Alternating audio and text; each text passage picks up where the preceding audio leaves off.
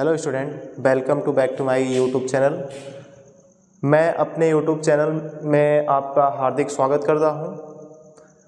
देखिए, इसके पहले मैं पत्ती का वाह्य संरचना क्या होता है उसको आपको बताए थे, लेकिन आज के वीडियो में हम देखेंगे जानेंगे पत्ती की आंतरिक संरचना क्या होती है, इंटरनल स्ट्रक्चर ऑफ लीफ। और आपको सामने इसकी संरचना दिख रही है।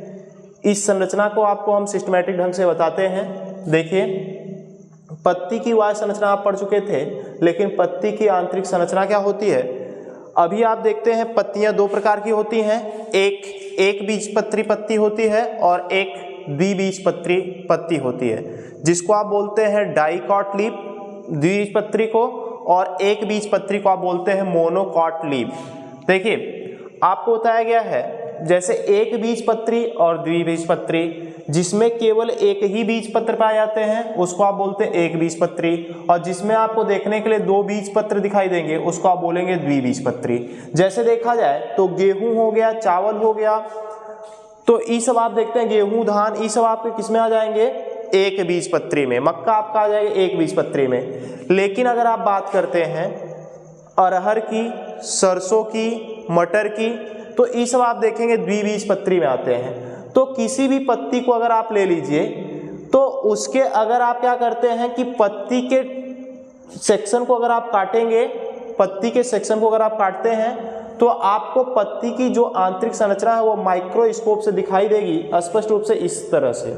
देखिए, पहले हम आपको बताते हैं जो पत्ती की आंतरिक संरचना होती है, पत्ती के बाहर की तरफ आप देखेंगे आपको यह बाहर वाला एकदम लेयर दिखाई दे रहा है, ऊपर की तरफ और नीचे की तरफ भी दिखाई दे रहा है। ठीक, तो जो पत्ती का बाहरी भाग होता है यह मोम के आवरण का बना होता है, जिसको आप बोलते हैं क्यूटिकल। क्या बोलते हैं? क्यूटिकल। उसके बाद देखिए, यह ऊपर और नीचे दोनों तरफ होता है। क्यूटिकल के नीचे एक आपको परत दिखाई देगी। देखिए, यहाँ पे क्यूटिकल के नीचे आपको एक परत दिखाई देती है। तो जो क्यूटिकल के नीचे परत होती है इसको आप बोलते हैं अपर एपिडर्मिस, या जिसको आप हिंदी में बोलते हैं ऊपरी बाह्य त्वचा। इसी प्रकार से जो ऊपर कंडीशन होता है वही सेम नीचे भी कंडीशन होता है। तो यहाँ पे भी आप देखें क्यूटिकल की परत है, उसके नीचे आपको देखने के लिए जो परत दिखाई देती है जिसको आप बोलते हैं लोअर एपिडर्मिस, निचली बाह्य त्वचा। देखिए, यह तो ऊपरी भाग हो गया और यह निचला भाग हो गया। इसके अतिरिक्त अगर आप बात करेंगे पत्तियों में आप देखेंगे जो अन्य कोशिकाएं होती हैं जिसको आप बोलते हैं मध्य कोशिकाएं, या जिसको आप इंग्लिश बोलते हैं मीजोफिल सेल। देखिए, इसमें क्या होते हैं कि जो मीजोफिल सेल होते हैं इसमें कुछ कोशिकाएं आपस में क्या होती हैं, जुड़ी होती हैं। कुछ कोशिका आपस में आपको दिखाई देगी सटी हुई, लेकिन कुछ कोशिकाएं आपको आपस में सटी हुई नहीं दिखाई देंगी। बीच में आपको एयर स्पेस दिखाई देगा जिसको आप बोलते हैं वाइकोस चैम्बर। देखिए, यहाँ पे आपस में सटी नहीं है, यहाँ पे बीच में खाली भाग है, लेकिन यह कोशिका आप देख रहे हैं सब ये एक दूसरे से क्या है, सटी है। तो यहाँ पे रिक्त स्थान आपको देखने के लिए नहीं मिलता है। तो आपको हम बताते हैं कि जो मध्य कोशिकाएं होती हैं, मीजोफिल सेल होती हैं, उसमें आपको देखने के लिए मिलता है क्लोरोफिल हरित लवक। उसके बाद देखिए, इसी मीजोफिल सेल कोशिकाओं में आपको दिखाई देगा जाइलम, और एक आपको दिखाई देगा फ्लोएम। जाइलम को हम हिंदी में बोलते हैं दारू, और फ्लोएम को आप हिंदी में बोलेंगे पोसवा। तो जाइलम का कार्य क्या होता है, यह जल और खनिज लवण को पादपों के विभिन्न भागों तक स्थानांतरित करने का कार्य करता है। लेकिन जो फ्लोएम होता है यह केवल जो पत्तियों में बने हुए भोजन होते हैं उसको क्या करते हैं, पौधों के विभिन्न भागों तक पहुंचाने का कार्य करते हैं। और देखिए, जो निचली बाह्य त्वचा होती है, लोअर एपिडर्मिस होती है, उसमें आपको देखने के लिए यहाँ पे एक छोटा सा छिद्र दिखाई देता है, तो जिसे आप बोलते हैं गार्ड सेल या द्वार कोशिका बोलते हैं। और इसको एक और नाम दिया जाता है जिसको आप बोलते हैं स्टोमेटा। क्या बोलेंगे? स्टोमेटा, जिसको आप हिंदी में बोलते हैं रंध्र।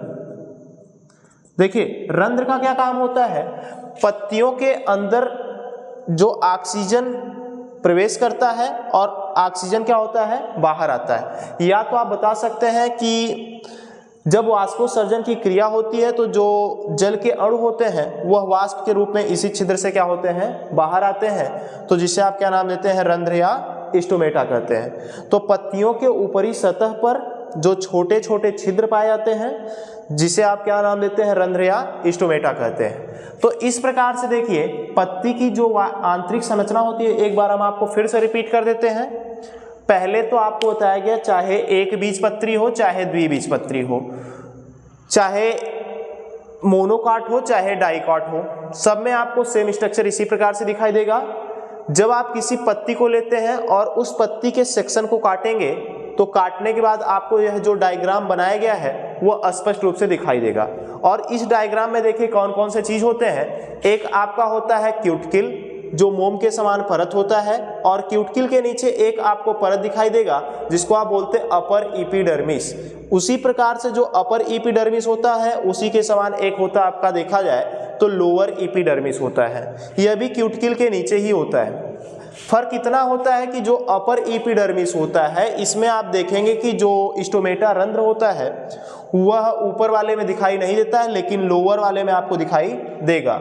और देखा जाए तो इसका यह मृदुतक कोशिकाओं का बना होता है, यह भी मृदुतक कोशिकाओं का ही बना होता है। उसके बाद देखिए आपको ही बताना है कि जो इसके अतिरिक्त पत्तियों में जो भाग होते हैं जिसको आप बोलते हैं मध्य कोशिका या मीजोफिल सेल कहते हैं। मध्य कोशिका में आपको दिखाई देगा देखिए हरित लवक क्लोरोफिल। और आप बात करेंगे तो क्लोरोफिल के अतिरिक्त इसमें कुछ कोशिकाएं क्या होती हैं, आप देखेंगे आपस में सटी होती हैं, और कुछ कोशिकाओं के बीच में क्या आपको दिखाई देगा, गैप, रिक्त स्थान दिखाई देता है।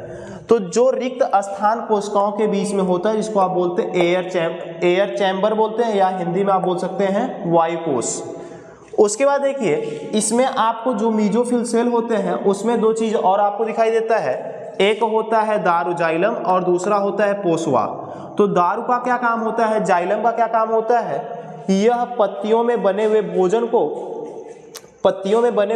न बोल करके, जो फ्लोएम होता है पत्तियों में बने हुए भोजन क्या करता है, स्थानांतरित करता है पौधों के विभिन्न भागों तक। लेकिन जो आपका जाइलम होता है जो खनिज लवण होता है और जो मृदा से जल को अवशोषित करते हैं पौधे, उसको विभिन्न भागों तक पहुंचाने का कार्य करता है कौन सा, जाइलम।